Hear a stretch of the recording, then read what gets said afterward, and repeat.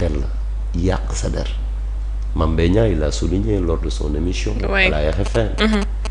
Ok, pour dire que à chaque fois bu ñu ne 29 milliards je suis obligé pour génne justificatif yi ne leen ça a été jugé et j'ai raison jox nañ ma dëgg. kenn du sosal gor. mu nekk lu am solo li nga xamante ne gis nañ ko mbirum Ousmane Sonko Mame Mbaye Niang comme ni mu ko annoncé léegi Mame Mbaye Niang ni ngeen ni démb mu ngi woon ci li nga xamante ne mooy RFM doon leeral li nga xamante ne wax nañ ko ci terrain meeting bi jëmale ko si li nga xamante ne mooy affaire Prodac bi moom Mame Mbaye Niang annoncé nag dina def plainte li nga xamante ne mooy accusation ñu ngi daal di teg ci ndoddam mais Red Black plainte encore plainte Mame Mbaye Niang mu ñëwaat teguwaat ci ndodd Ousmane Sonko. nga yaakaar ne est-ce que ci tey jii est-ce que cette plainte sera favorable ak ki nga xamante ne mooy Ousmane Sonko. Non, ça sera pas favorable à Ousmane Sonko. Ok, gis nga booy xeex ak ay boroomi xam-xam. da nga war a am xam-xam. mais gisoo ne stratégie la woon peut-être pour dossier bi ñu mën koo ibbiwaat. wala kenn mënu ko tijjiwaat. mu ngi mën a indi élément preuve mi. kenn mënu ko tijji. y a pas de fait nouveau. Le dossier Mame Mbaye Niang Ousmane Sonko c'est fini atte nañ ko. du moom lañ fi njëkk a atte. du moom lañ fi njëkk a daan. y a combien de journalistes yoo xamante ni dem nañ ñu daan leen ci ay diffamation. yaa ñaata nit la ñu atte keneen ak keneen ak keneen. ok Ousmane Sonko du yàlla du yonent nit kese la nit la comme yow comme man. ok c'est pas une exception. Ousmane Sonko n'est pas un prophète. Sa voix n'est pas celle de la prophétie. Sénégalais la comme sénégalais yëpp te gis nga fii képp ku tooñ yoon day dal sa kaw. moo tooñ yoon dal ci kawam. La justice elle est impersonnelle et générale et nul n'est censé connaître la loi. ok loolu moo ko mag justice bi moo ko mag constitution bi moo ko mag. Et il doit donner l'exemple lui-même à montrer la voie. À chaque fois dama naan ko Ousmane Sonko respecter le président de la République. Ouais. Parce que le président de la République c'est pas un homme, c'est pas une personne, c'est une institution. Ousmane Sonko nekkul un gros bébé wala benn caat ci kër yi xam ne lu ko neex lay def. Non. Aujourd'hui dafa muuroo le poste de premier ministre.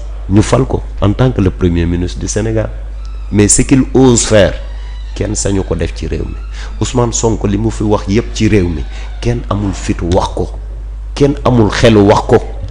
Pourquoi? Parce que y a ton inconscience sa inconscience du la may loolu. ok donc y a des choses yoo xamante ni il faut savoir raison garder. yaa tooñ Ousmane Sonko moo tooñ moom moo tooñ. Il n'y a pas de complot. Et une fois encore, tu respectes les magistrats du Sénégal. Ouais.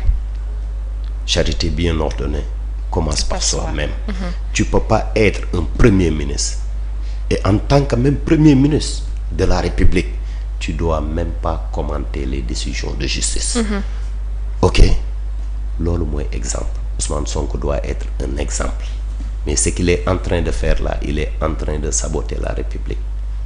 J'invite le président de la République qui est une institution, la clé de voûte de nos institutions, à prendre ses responsabilités. Comme ni ko Abdourahmane Diouf demandé woon. À dégommer Ousmane Sonko, pourquoi pas? Parce qu'il dérange. Ousmane Sonko ne travaille pas pour la cohésion du Sénégal. Ousmane Sonko ne travaille pas pour la stabilité et la paix au Sénégal. Terra meeting bi j'attendais sa démission sincèrement. ah mais moom waxoon na du démissionné de. non mais démissionné wul mais aussi mu ngi yàq réew mi démissionné wul mu ngi déstabiliser réew mi démissionné wul il continue à diviser les familles. Pastef gis nga ay couple yu fi tas gis nga ñu bokk ndeyax baay du ñu tuddante. gis nga ay koñu lëmm yoo xamante ne nii tout est divisé quoi. Ousmane il faut qu'il arrête cette politique de manipulation et de division. Diviser pour mieux régner, ça c'est dans le passé. Aujourd'hui les gens sont conscients. Quelqu'un comme man Red Black lenn rek laa mën a épouser ni mooy xam-xam ba mooy taalibe ba mooy ci yarga mais yaa ngi yàq alal bu bëri li nga doon dénoncer di ko bañ lu gën a graaw loolu ngay def. comme là je demande encore ils ont mis combien de centaines de millions ci seen Terra Meeting bi te Terra Meeting bi dama ci am déception. bu comme nan. le message là je vais le lancer directement à Ousmane Sonko. yow Ousmane Sonko yow Ousmane Sonko yow Ousmane Sonko keroog avant le Terra Meeting j'ai pris le Sénégal en otage ne leen da nga am déclaration bu importante boo def ok au moment venu ñu ñëw déglu la nga ne non damay def Terra Meeting mais yow Ousmane Sonko j'ai une déception très profonde de ta personne parce que da nga oote Terra Meeting ñëpp di toog di déglu sa discours mais vous n'avez pas parlé de Madiambal Diagne Ousmane Sonko. Le Sénégal tout entier attendait à ce que tu fasses un discours mais Madiambal Diagne daf laa jiiñ ni da nga jox marché Ndeye Khady Ndiaye et ça c'est la sécurité nationale Ousmane Sonko mais vous avez faim de ne pas parler de Madiambal Diagne c'est injuste tout le Sénégal attendait ça Ousmane Sonko le Sénégal attendait à ce que nga régler problème u Touba des inondations à Touba. Ouais. Mais Touba deselatu la dara Ousmane Sonko les Sénégalais attendaient à ce que nga wax en ce qui concerne l'abrogation de la loi d'amnistie.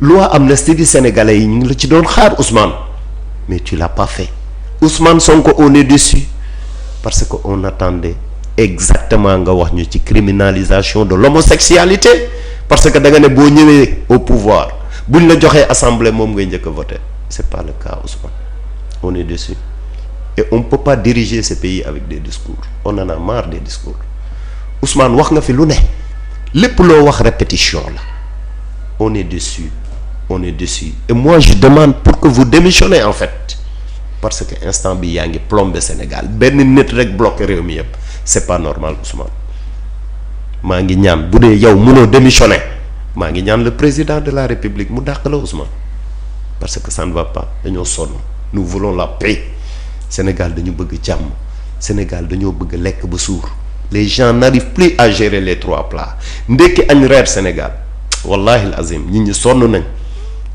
rares sont les familles qui réussissent à gérer le ndekki le añ et le reer Ousmane le peuple souffre nit ñi dañu sonn nit ñi dañu xiif on attendait nga wax ci courant bi électricité bi xuy kamaj bi nga xamante ni seen prédécesseur réglé woon na ko muy Macky Sall Ousmane sa Terra Meeting bii du dara déception laa ci jëlee et manipulation victimisation laa ci jëlee vous ne pouvez plus vous représenter en tout cas 2029 doo candidat looloo taxoon nga créer méga meeting ou plutôt Terra Meeting ce Terra Meeting bi ça ne règle pas ta candidature en 2029 on est très déçu de votre comportement et votre manière de faire de la politique il faut changer de système. mu nekk lu am solo nga daal di koy wax mu nekk loo xamante ne gis nañ ko ci Terra Meeting bi ñu yëkkati ay kàddu yoo xamante ne comme ni mu ko waxee ñu bëri ñu ngi doon xaar mbirum Madiambal mu daal di ci prononcé wu ndax Madiambal dafa daal di def ay déclaration yu am solo jëmale ko ci moom ak kenn beneen nit bi ñuy woowee Ndeye Khady ñu bëri ñu ci doon xaar rek les problèmes chômage bi ak li nga xamante ne moo jëm ci xëyu ndaw yi dawatina li nga xamante ne mooy naka la ñuy def ba dund bi wàññeeku yeneen ak yeneen ñu ko doon xaar. mais dafa mel ni loolu dafa daal di passer totalement à côté si li nga doon xamante ne moom lañ daal di woote mais red